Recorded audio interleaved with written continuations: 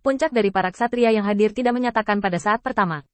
Atau, lebih tepatnya, sebelum Qin Yichen membuat permintaan ini, mereka tidak peduli apakah Qin Yichen berada di pihak binatang roh tingkat Dewa Bumi, atau di pihak mereka.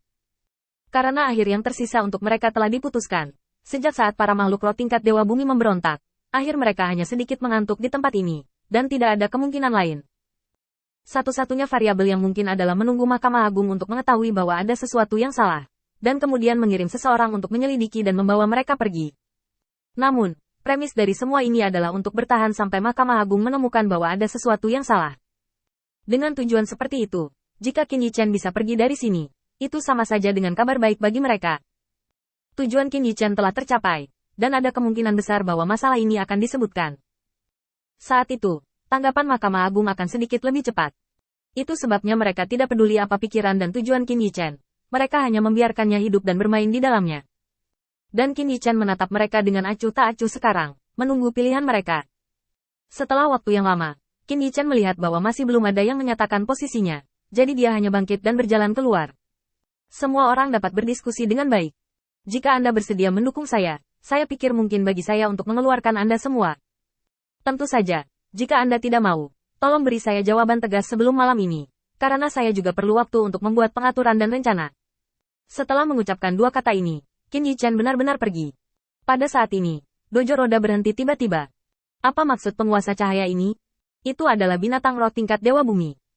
Jika kita bisa pergi, tentu saja itu yang terbaik. Tapi tetap saja, aku tidak yakin apa yang dia katakan itu benar atau salah. Selain itu, saya pikir ada beberapa kemungkinan untuk tujuannya. Jika dia telah mencapai kesepakatan dengan binatang roh tingkat Dewa Bumi, itu akan menjadi tindakan yang sangat bodoh bagi kita untuk bekerja sama dengannya sekarang. Perilaku seperti itu berbahaya bagi kita. Apa untungnya? Sekelompok orang berbicara dengan bebas di bawah, dan sekarang mereka tidak dapat menemukan solusi yang cocok selain memulihkan kekuatan mereka sendiri. Pria tua berjubah hitam itu mendengarkan dengan seksama apa yang dikatakan orang-orang ini, menggelengkan kepalanya, dan menghela nafas.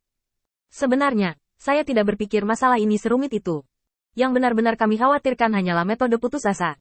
Tentu saja saya lebih cenderung untuk dapat membentuk aliansi dengan penguasa cahaya. Saya tidak memiliki bukti di tangan saya untuk membuktikan pemikirannya tentang masalah ini. Saya hanya percaya padanya. Saya telah membuat keputusan. Mereka yang bersedia mengikuti saya, silakan mendaftar dengan saya.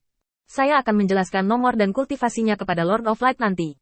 Setelah berbicara, lelaki tua berjubah hitam itu menutup matanya dan berkonsentrasi untuk memulihkan kekuatannya. Pria tua berjubah hitam itu sebenarnya tidak memiliki perasaan khusus untuk Qin Yichen. Dia hanya merasa bahwa orang yang berbicara dengannya di awal dapat dipercaya selama dia bukan tipe orang yang berwajah manusia dan berwajah buas. Jantung. Tentu saja, jika Anda ingin menemukan bukti terhadap Qin Yichen, ada banyak. Tak satu pun dari ini mempengaruhi pengambilan keputusan lelaki tua berjubah hitam itu. Seperti yang dia katakan, semua pilihan yang Anda buat di awal mencintaimu sejak kecil semuanya adalah perjudian. Dan karena itu perjudian, itu pasti akan terjadi. Berisiko. Dibandingkan menunggu kematian di sini dengan aman. Lelaki tua berjubah hitam itu jelas lebih berani bertaruh dan mengambil kesempatan untuk pergi. Karena bahkan dalam persidangan ini, tidak ada yang melewati persidangan terlalu lama. Tapi Mahkamah Agung masih bergeming. Jelas, mereka sendiri tidak terlalu memperhatikan masalah ini. Jika mereka menemukan sesuatu yang berbeda, mereka harus menunggu sampai semua orang di sini mati. Sedikit ketidakberdayaan muncul di hati pria tua berjubah hitam itu. Tempat yang ditinggalkan seperti ini. Sebagai sumber dari para tetua pengadilan ilahi yang pernah tertinggi, setelah jumlah penatua cukup dan jenuh, peran mereka minimal, dan sudah menjadi sifat manusia untuk pergi ke kamar dan mengambil tangga.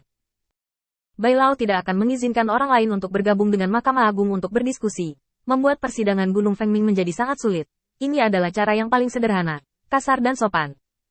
Jelas, tujuan mereka telah tercapai, dan puncak para ksatria yang terjebak di sini dan tidak dapat melarikan diri adalah bukti terbaik. Menunggu penyelamatan Mahkamah Agung sudah menjadi harapan yang boros. Lebih baik menang dengan cara bertahan hidup.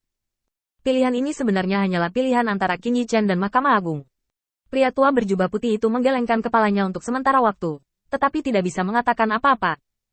Dia ingin membantah kata-kata lelaki tua berjubah hitam itu, yang merupakan kebiasaan setelah diskusi yang tak terhitung jumlahnya. Sekarang dia baru saja membuka mulutnya, tetapi menemukan bahwa dia tidak dapat membantah, atau dengan kata lain, bahkan sanggahan pun tampak sangat tidak berdaya. Karena di hadapannya bukanlah negara yang ideal, tetapi kenyataan yang berdarah.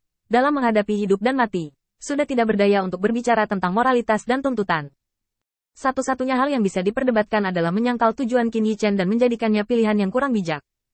Tapi dengan cara ini, itu hanya berbicara tentang fakta, tanpa nilai dan makna. Karena orang-orang yang hadir semuanya adalah ksatria tingkat puncak, dan hanya sedikit orang yang bodoh dengan hati yang murni. Terutama mereka yang telah lama mendengarkan mereka berdua tanpa bergabung dengan pihak manapun. Itu sangat jelas. Mereka semua tahu situasi saat ini, dan sekarang mereka hanya menimbangnya. Bagaimanapun, perdebatan antara lelaki tua berjubah putih dan lelaki tua berjubah hitam itu sangat penting sebelum mereka bekerja sama untuk berurusan dengan binatang roh tingkat Dewa Bumi. Lagi pula, ini tentang siapa yang bisa dipercaya dan siapa yang tidak. Tetapi sekarang, semua masalah mereka tidak dapat diselesaikan, dan persatuan yang lengkap adalah pilihan terbaik.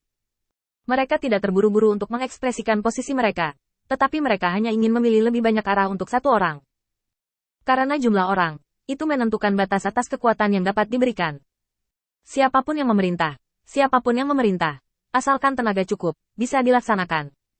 Di permukaan, semua orang secara bertahap menjadi sunyi. Faktanya, transmisi suara di dalam mungkin dalam kekacauan, dan pilihan mereka tidak akan tertunda terlalu lama.